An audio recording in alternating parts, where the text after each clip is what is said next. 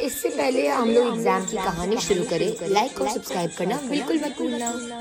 तो बात है एग्जाम से 7 महीने पहले की।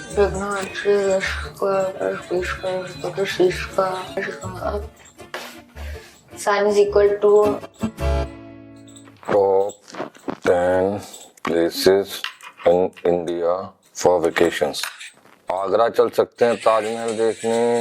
एक मिनट हमने डिसाइड करा कि मेन रेस्टोरेंट में जाएंगे। अरे पहले थूक के बात करो। एक मिनट, डेस्टिनेशन तो फाइनल हो गई थी ना पापा, जो मैंने चूज की थी कि 10th मार्च को मेरे 10th के बोर्ड एग्जाम्स खत्म हो जाएंगे और उसके नेक्स्ट दिन 11th मार्च को हम लोग केरला जाएंगे। केरला की बात हुई थी क्या? हाँ पापा, यही बात हुई थी, आप भूलो मत यार। अच्छा, दिल्ली घुमा देता हूँ ना, पास का पास है, गाड़ी से घुमा देंगे, कुतुब मीनार, इंडिया गेट सब घुमा दूंगा। इतने भारी बोर्ड एग्जाम्स के बाद मैं दिल्ली घूमूंगी, और वैसे भी इस बार दिल्ली मैं बहुत घूमूंगी अपने एसएसटी के एग्जाम के लिए। अरे दिल्ली का मैडम टू साइड घुमाऊंगा तुम्हें, बढ़िया वाला। क्या मैंने वेकेशन सुना?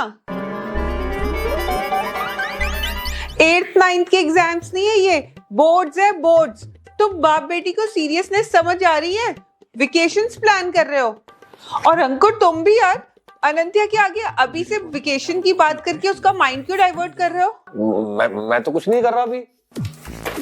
हाँ मम्मी, मैंने पापा को सेम बात ही कहा कि वेकेशन पे तो चलना ही है, लेकिन अभी इस बात के बारे में क्यों बातें कर रहे हैं, मैं डिस्ट्रैक्ट नहीं हो जाऊंगी। कितना फंसाती है मुझे। माँ हूँ, सब जानती हूँ। ऐसा है, पहले अच्छे से एग्जाम्स दे लो, अच्छे से रिजल्ट आ जाए, फिर दोनों वेकेशंस का प्लान कर लेना, जहाँ मर्जी हो वहाँ चले जाना। और अभी पढ़ लो, जाओ। सुबह 4 बजे से पढ़ रही हूँ मम्मी, और अब बज रहे हैं 10, तो मैं अपने दोस्तों के साथ गार्डन में खेलने जा रही हूँ। बताओ, अब ये खेलने जा रही है? अरे निशा सच में सुबह से पढ़ रही है, जाओ खेलाओ, थोड़ा रिफ्रेश हो जाएगी। यही तो, ये समझती नहीं है पापा।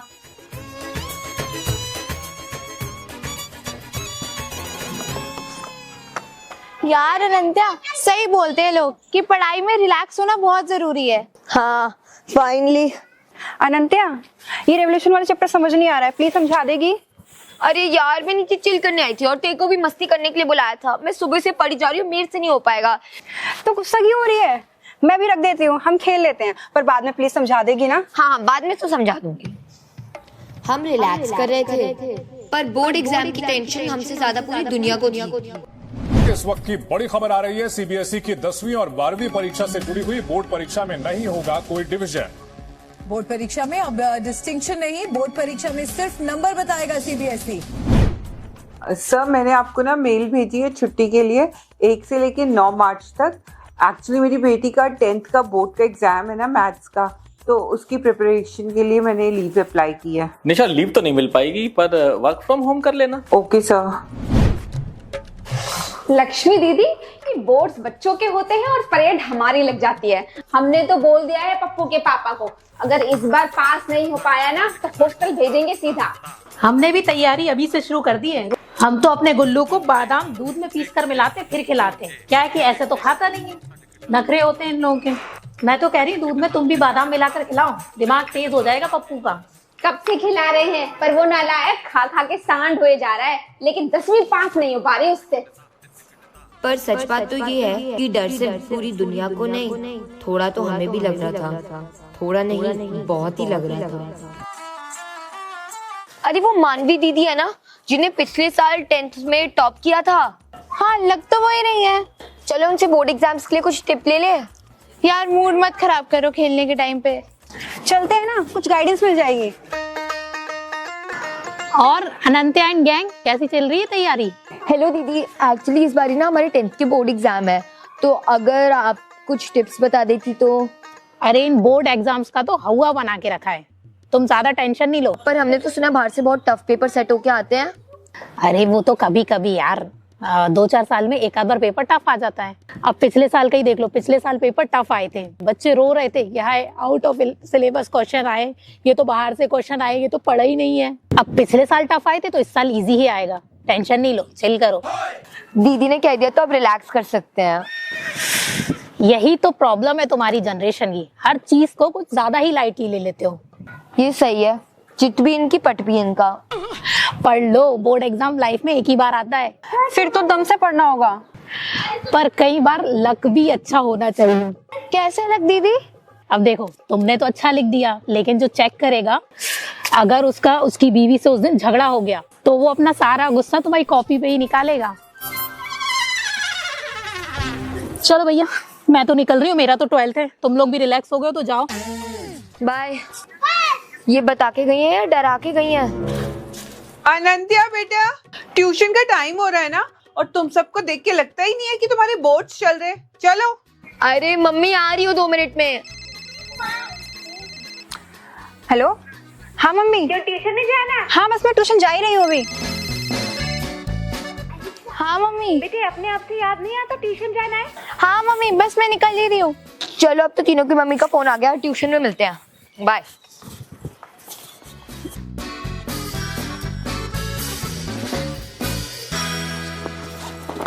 और रीत, आज तो बिल्कुल रेडी होके आई है तू।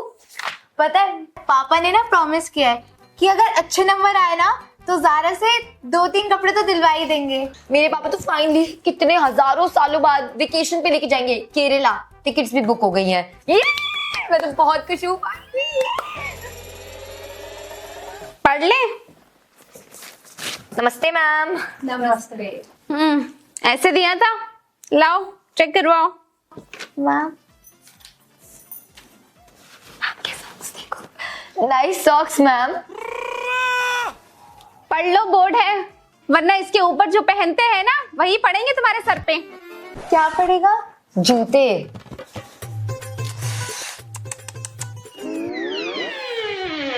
क्या लिखती हो रीत तुम? ऐसा लग रहा है किताब के ऊपर कीड़े मकोड़े रेंग रहे हैं। चिल्ला चिल्ला के पूरा साल खत्म हो गया कि राइटिंग सुधारो, लेकिन तुम लोगों के कान में जूं तक नहीं रेंगती। ऐसी घटिया राइटिंग का आंसर देखकर तो चेक करने वाला ही मर जाएगा। अच्छा मैम, मर जाएगा तो पेपर चेक नहीं होगा। हंसो हंसो, फिर दुनिया तुम पे हंसेगी। खुद तो तुम फेल हो गए, मेरे ट्यूशन की रेपुटेशन और खराब करवाओगे। समझ में ही नहीं आ रहा कौन सा अल्फाबेट लिखा है, KRAP। मैम मुझे एक डाउट है। डाउट तो मुझे है तुम्हारी पढ़ाई को लेके। मैम कैसा डाउट? अच्छा, एग्जाम में सबसे ज्यादा जरूरी क्या है? Concentration, thought process, revision, writing. हाँ, राइटिंग।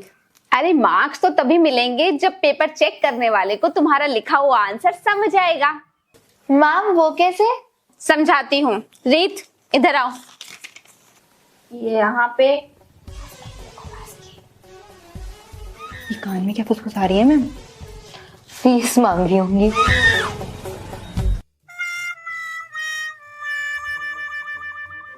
अनंत्या इधर आओ। बास्केट।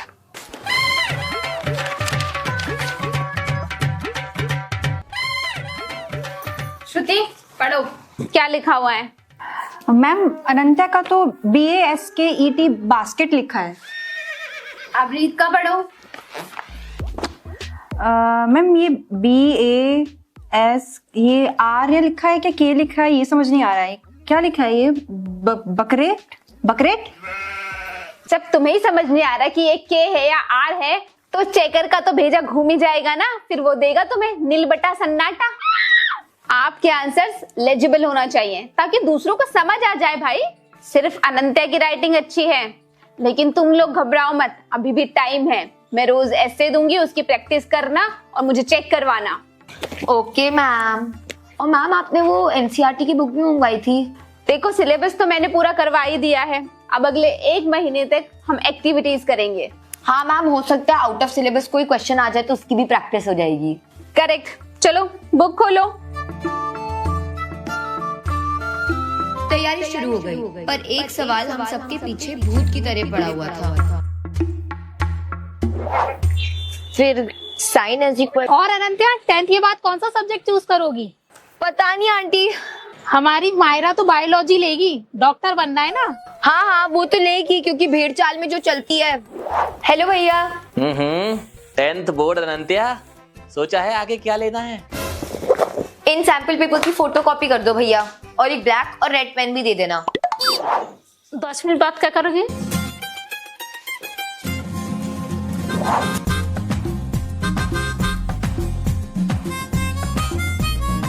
यार हमारे स्कूल का तो एनुअल फंक्शन हो रहा है। फेवरेट टाइम होता है मेरा जब हम पूरे दिन क्लासेस बंक करके डांस प्रैक्टिस करते हैं और फिर बैक स्टेज हमें वो सस्ते स्नैक्स देके हम कितने मजे करते थे।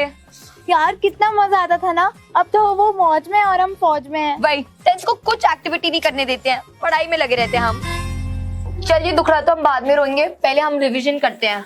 चल तू आंसर बता, what is mitochondria? Mitochondria is the powerhouse of the cell. Its structure comprises the inner membrane, outer.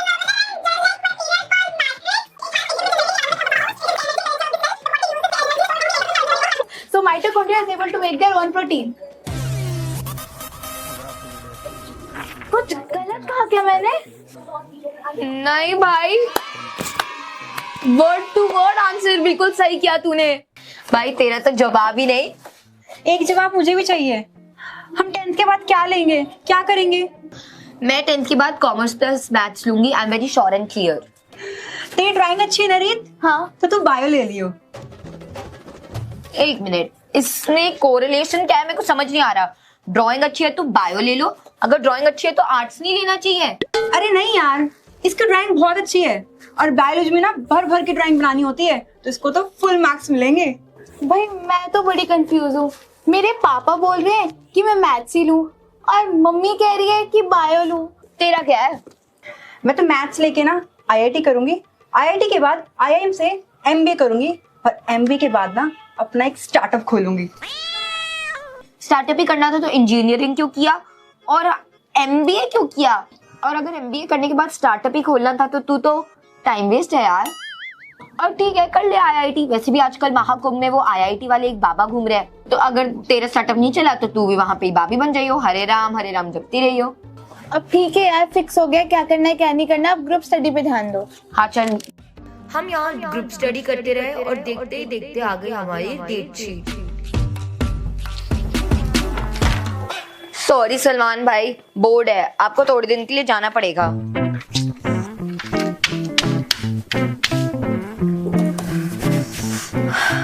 ये रूम है या कबाड़ी की दुकान?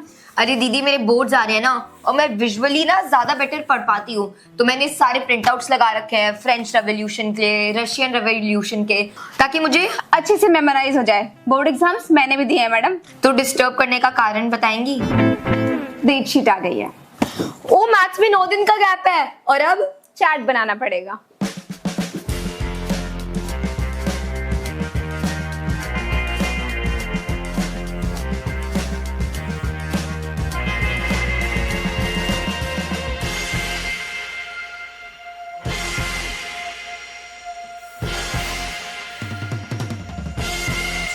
फिफ्टींथ को इंग्लिश, 20th को साइंस और 25th को सोशल साइंस, 28th हिंदी और 10th को मैथ्स। डेट शीट तो ठीक है, लेकिन प्रोग्राम क्या है तेरा? देखो बहुत सिंपल है, 31st तक मेरा सारा सिलेबस कंप्लीट हो गया है। अब इसके बाद मैं सिर्फ रिवीजन करूंगी, और रिवीजन कब कौन सा करना है उसके लिए मैंने वो चार्ट बना रखा है। बोर्ड्स आने के टाइम तक एक दिन में पढ़ूंगी मैं 2 सब्जेक्ट, और जब चल रहे होंगे तब वही सब्जेक्ट पढ़ूंगी। एक दिन में 3 स्लॉट है मेरे, जिसमें 3 घंटे और 2 घंटे पढ़ूंगी। पहले 3 घंटे रिवीजन करूंगी एक सब्जेक्ट का, और 2 घंटे में करूंगी सैंपल पेपर्स। मैथ्स के पेपर में 10 दिन का गैप है, तेरी तो चांदी हो गई। चांदी नहीं हुई है, जितना लंबा गैप होता है उतना ही हार्ड पेपर होता है। According to chart 1st Feb से लेकर 3rd फेब तक मैं साइंस और हिंदी पढ़ूंगी, और फिर 4th फेब से 6th फेब को मैं साइंस और एसएसटी पढ़ूंगी। हिंदी में इसलिए अभी पहले से पढ़ रही हूँ दीदी, क्योंकि हिंदी में सिर्फ 2 दिन का गैप है और स्कोरिंग सब्जेक्ट भी है दीदी, तो हिंदी में मेरी बिंदी लग जाएगी। फिर 7th to 9th पढ़ूंगी मैं मैथ और एसएसटी।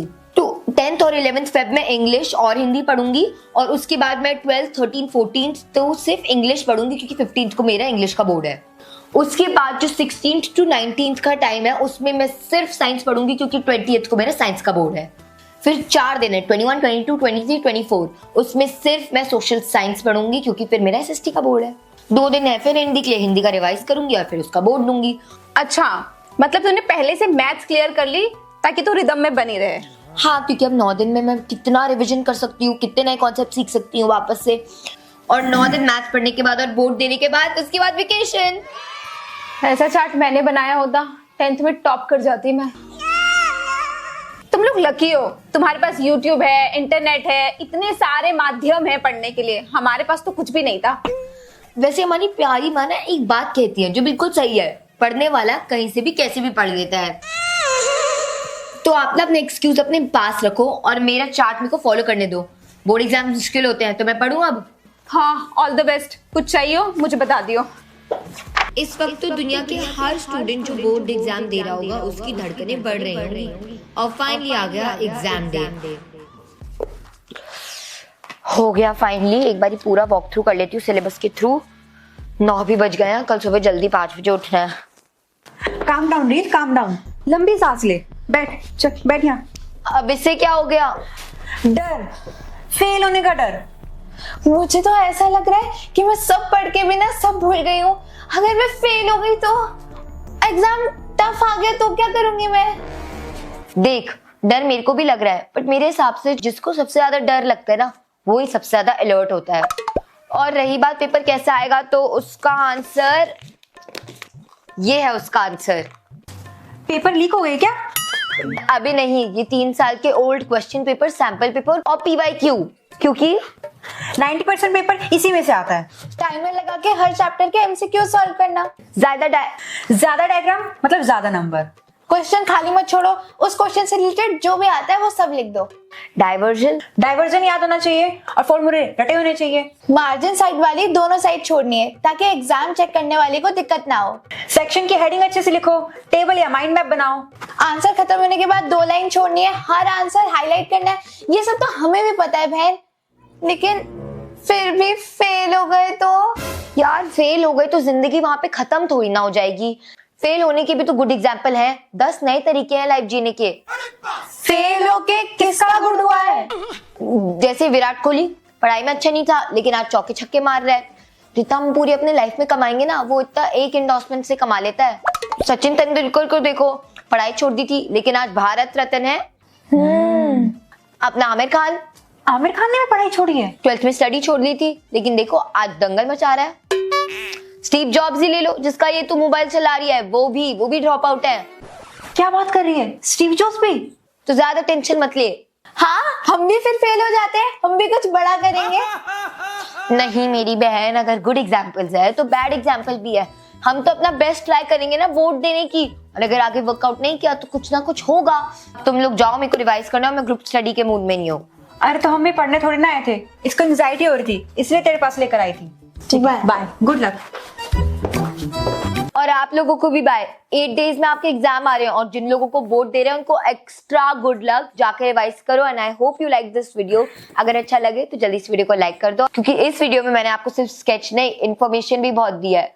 तो कमेंट करके बताओ कि आप लोगों की तैयारी कैसी है और चैनल को सब्सक्राइब जरूर कर देना। Bye bye.